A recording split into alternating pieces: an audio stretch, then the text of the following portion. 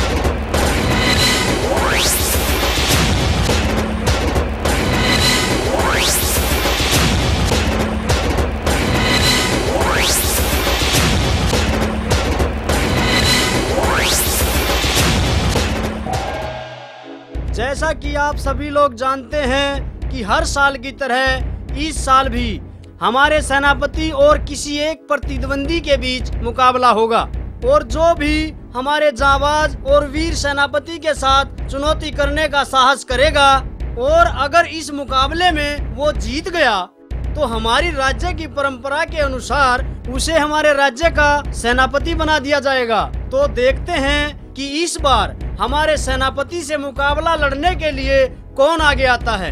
जो भी योद्धा इस मुकाबले में अपनी किस्मत आजमाना चाहता हो कृपया वो सामने आए। ये मुकाबला मैं लड़ूंगा। आपसे ये जनता अच्छी तरह परिचित है और जो परिचित नहीं है मैं उन सबको ये बता देना चाहता हूँ कि ये नौजवान स्वर्गीय श्री उदय भान सिंह जी के पुत्र हैं, जो हमारी सेना में एक छोटे से सिपाही थे और ये इनके बड़े भाई भी हमारी सेना के एक बहादुर सैनिक हैं। सूरज भान जी एक बार ये मुकाबला पहले भी हार चुके हैं, परंतु ऐसा लगता है कि अब भी इनका हौसला टूटा नहीं है, इसलिए एक बार फिर हमारे बहादुर और जाबाज सेनापति से मुकाबला लड़ने के लिए आगे आ गए हैं। देखते हैं आगे क्या होता है। आइए आप मैदान में आइए।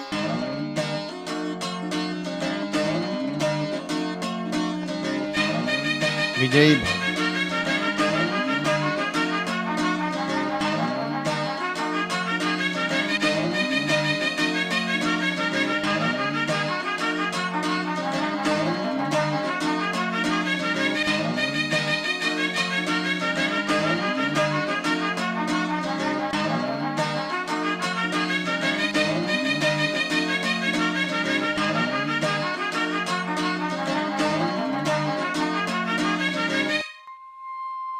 विजय नहीं आया? उसे सुनते फुर्सत हो तब ना। क्यों, तुमने कहा नहीं? हमारी कहाँ सुना है वो। विजय तेरे साथ भी नहीं आया क्या? सो रहा है अभी तक? उठ तो गए साहबजादे, पर गुस्से में हैं। पूछते हैं खाना कहाँ है। यहाँ आने के लिए नहीं कहा तुमने? कहा था, वो तो मुझे ही डांटने लगा। ये लड़का भी ना।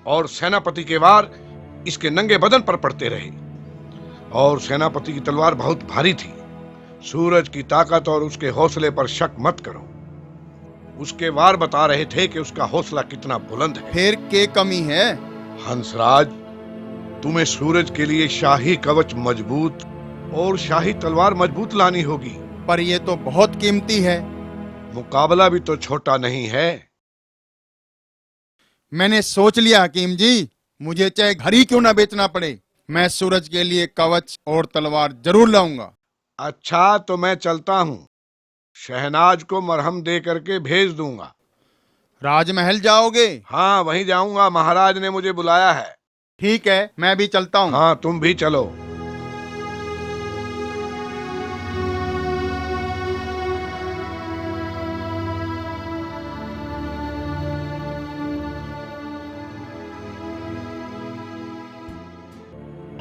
तुम बहादुर होकर रो रहे हो? देखना, इस बार तुम्हारे भैया तुम्हारे लिए नया तलवार और नया कवच लाएंगे और तुम जरूर सेनापति को हराओगे। भाभी, तुम भी सुना तुमने? भैया मेरे लिए इस मकान को बेचने की बात कर रहे थे। जानती हूँ, उन्हें भी और उनके सपने को भी। पिताजी को दिए हुए वचन के लिए वो कुछ भी कर सकते हैं। उन्होंने पिताजी को वचन दिया था कि वो तुम्हें सेनापति जरूर बनाएंगे। भाभी, तुम उन्हें समझा तो सकती हो। मैं उनसे अलग कहाँ, और तुम्हारी जीत में ही तो हमारी जीत है। और देखना, तुम जीत जाओगे तो इससे अच्छा घर बनवाएंगे। मुझे तो बस उस विजय की ही चिंता लगी रहती है, और तुम्हारे भैया भी तो उसी की चिंता करते रहते हैं। भैया को और मेरी चिंता भूल जा भाभी। ऐसा कोई दिन गया जब उन्होंने मुझे ना डांटा हो? कोई ऐसा दिन भी गया है जिस दिन तुम्हारी शिकायत ना आती हो?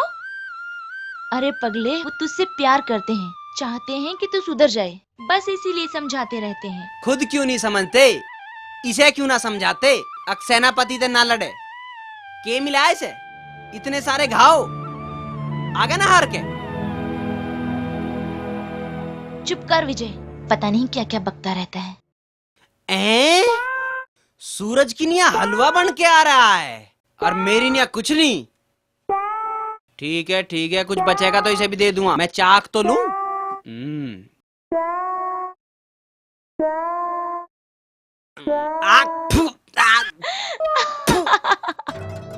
हे भगवान। विजय।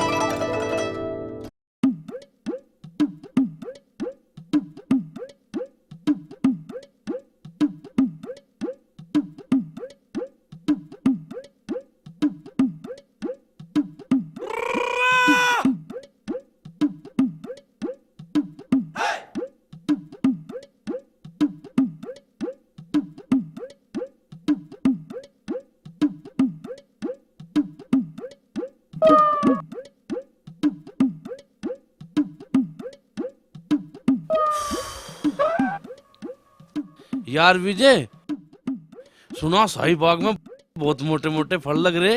हाँ विजय, ठीक कहा है यो, मोटे मोटे और मीठे।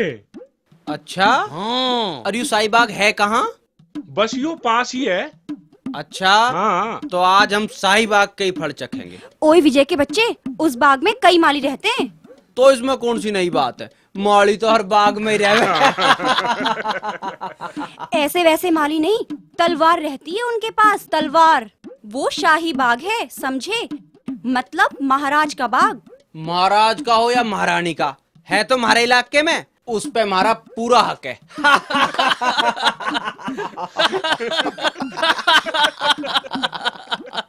अगर पकड़े गए तो? तुझे पता है मैं घोड़े से भी तेज दौड़ता हूँ। अगर तुझे नहीं जाना तो घर जा, समझी? डरपोक कहीं की। मैं डरपोक हूँ? और के? यार तुम जहाँ देखो मैं शुरू हो जाओ यार। चलो ठीक है, चलते हैं, देखते हैं माली किसे पकड़ता है। चलो चलो। आओ।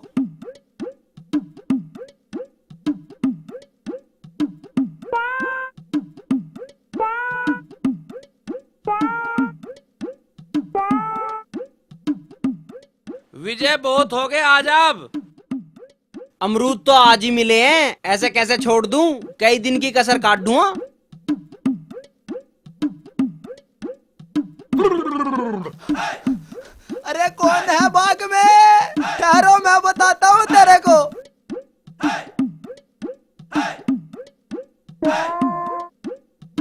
विजय माली आगे, जल्दी भाग। आओ।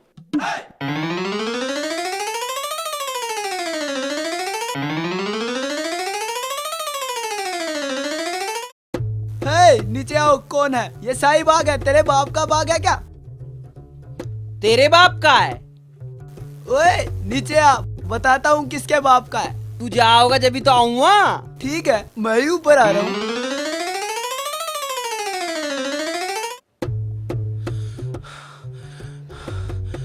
प्यारो कुछ कर, माली पकड़ लेगा विजय को। मैं क्या करूं अब? हम नहीं मरवाओगी। अब मैं क्या करूं?